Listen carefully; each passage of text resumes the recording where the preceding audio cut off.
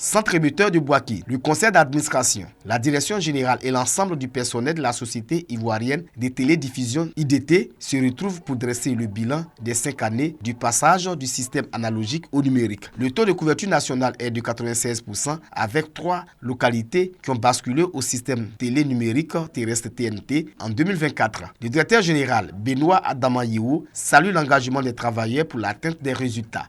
Au plan technique et opérationnel, nous avons brillamment assuré la diffusion des programmes télé et radio dont nous avons la charge à travers les 35 centres émetteurs. Nous avons également procédé au renforcement du taux de couverture de la TNT par la mise en service de 3 nouveaux sites relais qui sont San Pedro, Laoguié et Béléban. Les femmes de IDT ont été célébrées et invitées à s'intéresser au métier dit d'homme au cours de cette rencontre. Ces retrouvailles de Bouaké ont été ponctuées par un dîner gala. Occasion pour le président du conseil d'administration, Venance Kounan, et du maire de la commune de Bouaké, Amadou Kone, de féliciter IDT pour les performances réalisées pour le bonheur des téléspectateurs et auditeurs. Le bilan positif du directeur général. Ces succès sont le fruit de votre travail acharné, de votre créativité et de votre collaboration. Votre engagement et votre professionnalisme sont les piliers de notre réussite.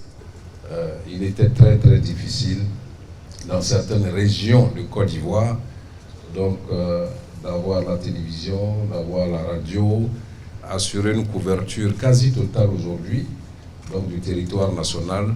Je voudrais vraiment vous féliciter pour ce parcours remarquable. Depuis le 13 novembre 2021, le signal analogique en Côte d'Ivoire s'est éteint. La TNT permet d'avoir des chaînes de télévision nationales sans abonnement avec des meilleures qualités d'image et de son.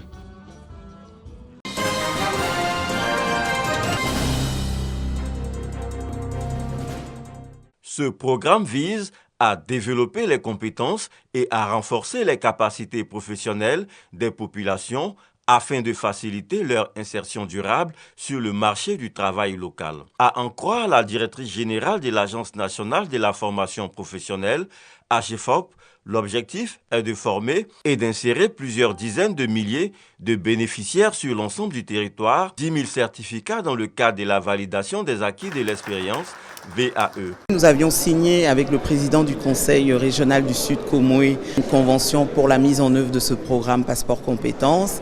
Aujourd'hui, nous sommes heureux de pouvoir informer les populations du Sud Comoé que les équipes de l'AGEFOP vont se déployer sur le terrain pour faire ces études d'identification des besoins en compétences de la région qui permettront d'élaborer des programmes de formation utiles et surtout adaptés aux besoins du marché local.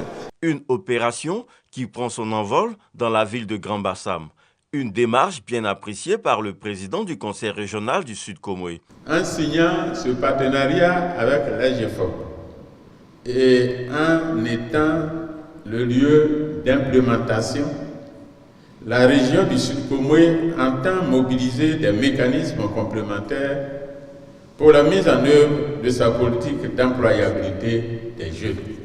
En plus de réaliser des établissements d'enseignement généraux de proximité, le Conseil régional du Sud Comoé s'inscrit dans une recherche de cohérence entre la qualification et l'offre d'emploi. La directrice générale de l'AGEFOP a souligné que le programme national Passeport Compétences s'inscrit dans les objectifs du plan national de développement PND 2021-2025, notamment en ce qui concerne le pilier 2 intitulé « Le développement du capital humain et promotion de l'emploi ».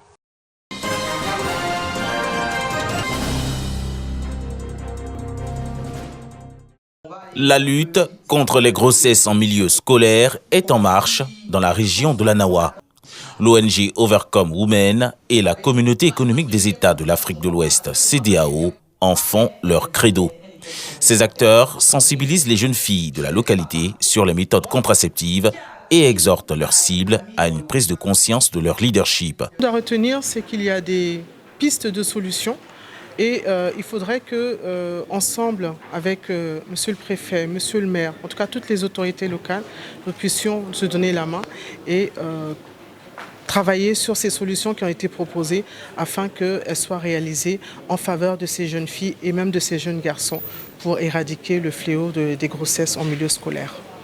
L'ONG Overcome Women s'est engagée à poursuivre les caravanes de sensibilisation, les projections de films éducatifs et la distribution de kits d'hygiène. La journée s'est achevée par des échanges enrichissants entre les participants pour promouvoir une éducation sans entrave en Côte d'Ivoire.